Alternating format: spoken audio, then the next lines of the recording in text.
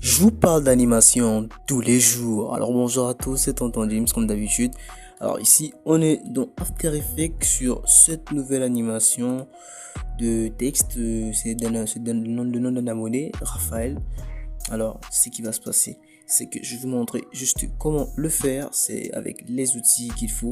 Je vais pas le refaire, je vais juste montrer. Alors ce qui va se passer, c'est que premièrement il faut créer d'abord avec l'outil texte qui est ici là. Vous venez écrire Raphaël, voilà. Alors vous êtes le nom que vous voulez, hein. Quand je dis Raphaël comme ça, je dis Raphaël. Alors ce qui se passe alors, c'est que vous allez venir dans des effets prédéfinis, oui, juste ici, animation prédéfinie.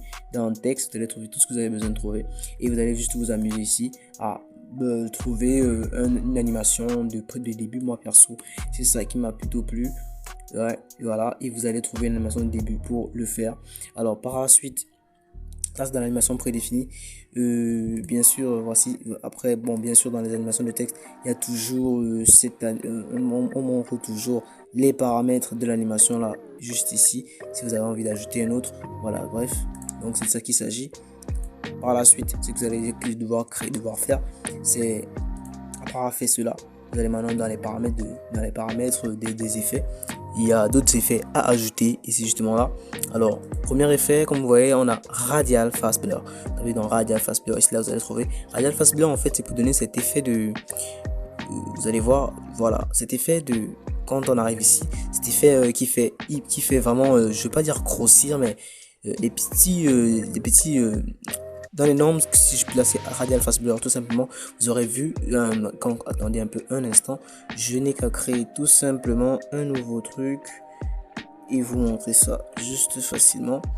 Alors, si je n'ai qu'à faire une précomposition, ouais, précompose, ouais. Une nouvelle précomposition, on va prendre un petit texte, ouais, placer là, on va mettre des petits textes du genre comme ça. Ouais, c'est bon. Alors on agrandit tout simplement, on appuie au shift, on agrandit, ok, c'est bon, voilà.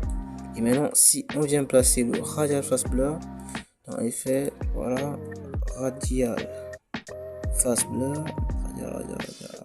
radial. Bon, je crois que quand je mets blur on voit vite les choses. Ok, oui, voilà, Radial Fast Blur. Non, j'ai placé sur l'effet, sur le truc, voilà. Voici en fait à quoi ressemble l'effet. Donc si je découche, voilà, voici ça, et quand je remets, voici ça. Donc c'est ça qui donne cet effet là, et plus vous allez augmenter, plus ça va être un peu plus accentué. Et justement c'est ce que j'ai fait dans cette partie ci. Perso le mien je l'ai mis à 70, comme vous allez le voir. Là, j'ai mis à 65. Je crois que c'est pas passé à 75 niveau. Bref, donc c'est un peu ça. Il y a aussi l'effet Force Motion Blur. Force Motion Blur, en fait, c'est pour ce début d'animation. Vous allez ressentir un peu, c'est ce décalage. Si j'enlève cela, vous allez le voir, je vais ressentir ce décalage. Par la suite, vous avez le Lueur Diffusion. Lueur Diffusion, en fait, c'est pour donner cet effet de, c'est un peu comme l'effet de glow, mais en moins accentué.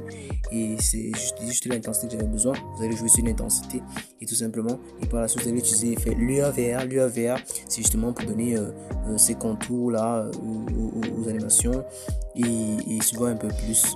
Voilà, vous voyez là, voilà. Et donc là aussi également, vous allez jouer avec le rayon, luminosité de lueur et bien sûr la saturation de lueur. Alors ce qui va se passer, mais le plus important c'est le rayon. Alors juste après avoir réussi à gérer le nom de Raphaël, vous allez l'animer, ouais, parce que vous allez animer la position, comme vous voyez là. Non, pas position. Voilà, transformation, ce qui est sur la position, c'est juste ça. Bon, ce qui est sûr, pour pouvoir arriver à faire ce défilé, maintenant pour passer par la suite, il faudra voir comment réussir à faire cet effet, cette partie là où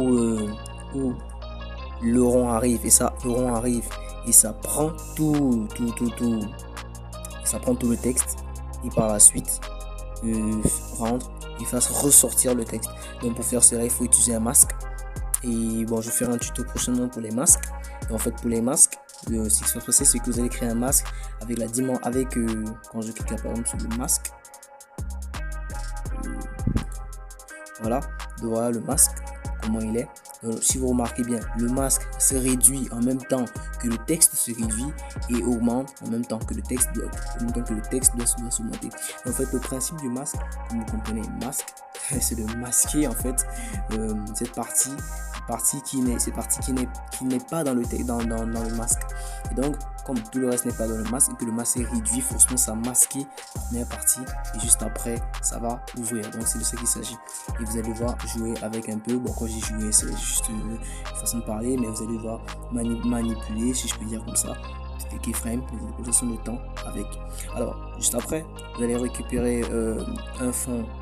Vous allez faire CTRL Y pour créer un solide, ou bien sûr évidemment nouveau et après solide. Alors vous allez le faire comme ça et venir juste ici. Vous allez cliquer dans les effets, gamme de dégradé, et dans gamme de dégradé vous allez pouvoir arriver à cette allure. Alors je vous montre ce qui va se passer. Si je clique sur E, on va vous montrer. Voilà, donc l'explication est très simple. Au départ on a un bleu avec un bleu foncé. Par la suite, bien sûr, j'ai créé les keyframes. Donc voici ça qui sont ici, les voilà qui sont ici. Et par là et après, nous sommes maintenant à un violet sur du bleu, sur du vert foncé. Comme vous voyez, violet, vert foncé. Par la suite, ne me demandez pas la situation des couleurs. Franchement, j'ai pas vraiment trop réfléchi à cela. Alors après, nous avons le bleu avec un marron et avec une marron pour finir, le vert avec un marron un peu moins foncé. Donc c'est ça qu'il s'agit. Vous allez jouer comme ça avec. Bien sûr, vous pouvez faire un lissage de vitesse. Alors ça c'est une autre chose. Moi perso pour la vidéo j'ai téléchargé ça sur Freepik, voilà, du 1920 à 180. Oui. Et je trouve que c'est plutôt très intéressant. Et maintenant pour finir, on va parler de cet outil.